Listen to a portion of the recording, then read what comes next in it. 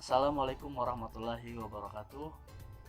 Perkenalkan, nama saya Novi Haris SPD, CPNS 2019 dari Kabupaten Sumedang. Dalam file video kali ini saya akan menjelaskan mengenai resume tentang manajemen ASN sebagai salah satu materi dari Diklat SAR CPNS tahun 2019. Sebelum mulai materi, saya akan menjelaskan terlebih dahulu. Di sini dijelaskan bahwa setiap warga negara Republik Indonesia yang telah memenuhi persyaratan sesuai dengan peraturan perundang-undangan yang berlaku mempunyai kesempatan yang sama untuk dipilih dan diangkat sebagai calon pegawai negeri sipil atau CPNS. Prosesnya itu sendiri adalah sebagai berikut. Proses seseorang menjadi PNS bahwasanya adalah warga negara Indonesia. Kemudian jika seseorang itu merasa memenuhi persyaratan, dipersilakan untuk tes CPNS atau melalui pendataan honorer. Kemudian jika telah lolos dari tes CPNS atau pendataan honorer, maka akan menjadi CPNS 80%, lalu mengikuti diklat prajabatan golongan 1, 2, dan 3, dan jika lolos maka akan menjadi PNS 100%. Pengertian ASN adalah profesi pemerintah dengan perjanjian kerja yang bekerja pada instansi pemerintah. Manajemen ASN berasas kepastian hukum, profesionalitas, proporsionalitas, netralitas, akuntabilitas, keterpaduan, keadilan, keterbukaan, efisien, dan efektif. Jenis, status, dan kedudukan pegawai ASN terdiri atas A. PNS dan B. P3K.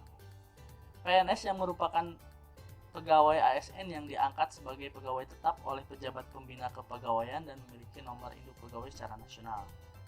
P3K merupakan pegawai ASN yang diangkat sebagai pegawai dengan perjanjian kerja oleh pejabat pembina kepegawaian sesuai dengan kebutuhan instansi pemerintah dan ketentuan undang-undang.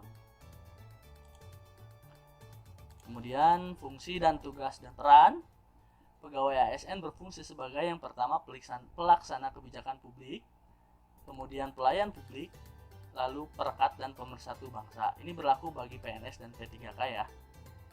Pegawai ASN bertugas melaksanakan kebijakan publik yang dibuat oleh pejabat pembina kepegawaian sesuai dengan ketentuan peraturan perundang-undangan, lalu memberikan pelayanan publik yang profesional dan berkualitas, lalu mempererat persatuan dan kesatuan NKRI, dan selanjutnya bisa dilihat bahwa rencana pelaksana, pengawas penyelenggaraan tugas umum, pemerintah, dan pembangunan nasional.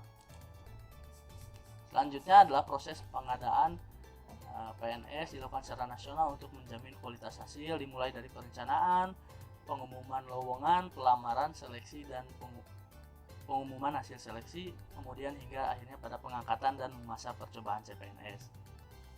Untuk saat ini seluruh proses ini sudah dilakukan secara transparan dan bisa dipantau oleh semua orang. Jadi untuk rekan-rekan yang ingin berminat menjadi CPNS, mohon jangan mudah percaya jika ada info-info yang dapat menawarkan untuk jadi CPNS dengan menukar biaya sekian. Semoga teman-teman tidak mengalami hal tersebut. Terus kemudian pengangkatan calon pegawai negeri sipil, golongan dan ruang yang ditetapkan.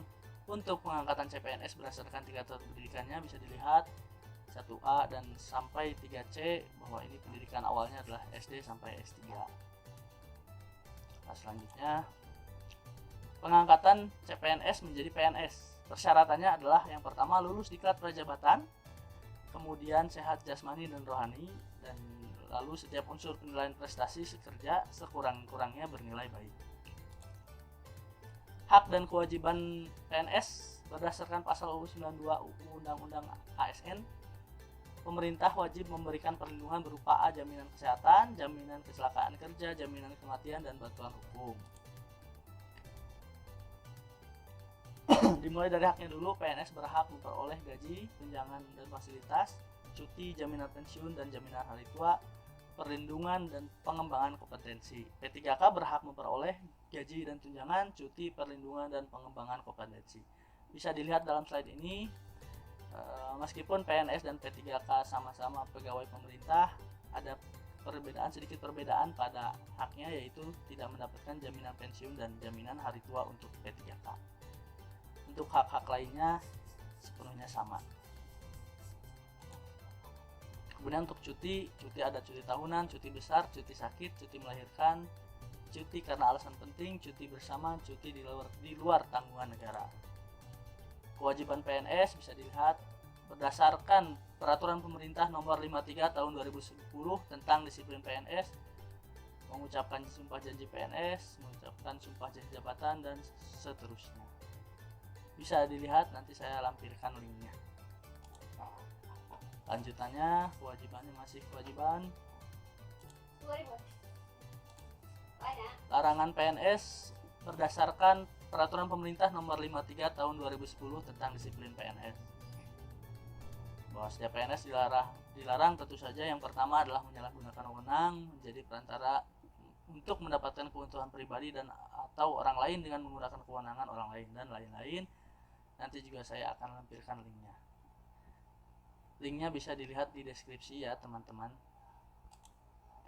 Selanjutnya lanjut PNS dilarang, masih lanjutan larangan PNS juga sangat banyak sekali ya untuk larangan-larangan yang tidak boleh dilakukan oleh PNS, tapi teman-teman tidak usah bingung karena nanti akan saya lampirkan linknya.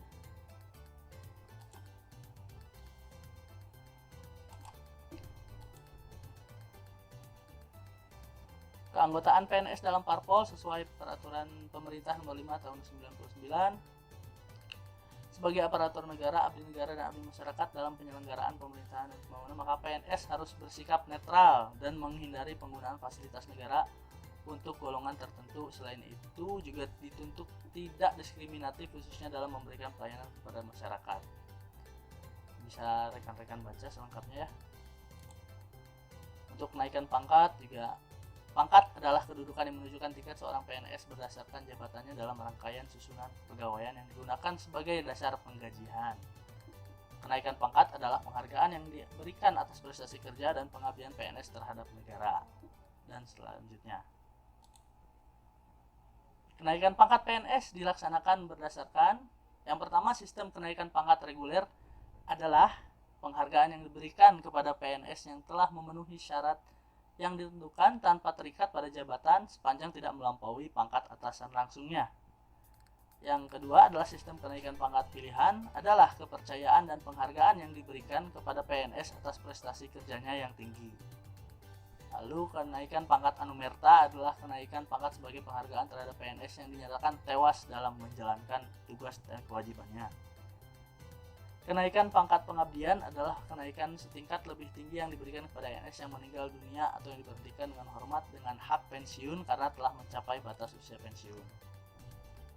Lalu adalah pengangkatan dalam jabatan PNS. Jabatan adalah kedudukan yang menunjukkan tugas, tanggung jawab, wewenang, dan hak seorang PNS dalam satuan organisasi. Jabatan itu sendiri terbagi dari jabatan struktural dan jabatan fungsional. Bisa dilihat teman-teman sendiri perbedaannya. Selanjutnya, pendidikan dan pelatihan PNS adalah proses penyelenggaraan belajar mengajar dalam rangka meningkatkan kemampuan PNS, terutama untuk meningkatkan pengabdian, mutu keahlian, keterampilan, menciptakan pola pikir dan pengembangan serta metode kerja yang lebih baik, serta dalam rangka pembinaan karir pegawai. Penyelenggara Direktorat PNS diatur dalam PP Nomor 101 Tahun 2000. Jenis diklat PNS ada pada jabatan dan dalam jabatan. Di dalam jabatan ada kepemimpinan, fungsional, dan teknis. Pemberhentian CPNS juga bisa dilaksanakan ya jika terjadi pelanggaran-pelanggaran yang berat. Ini salah satu sebab kenapa CPNS bisa diberhentikan.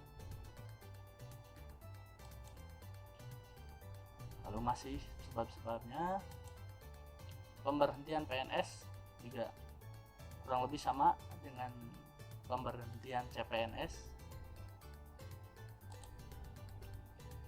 Masih mengenai pemberhentian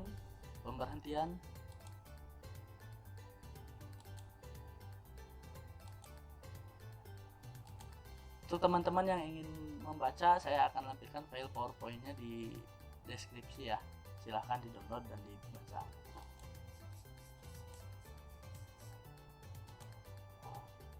Jenis-jenis hukuman juga ada di sini, ada jenis hukuman disiplin ringan, jenis hukuman disiplin sedang, dan disiplin berat.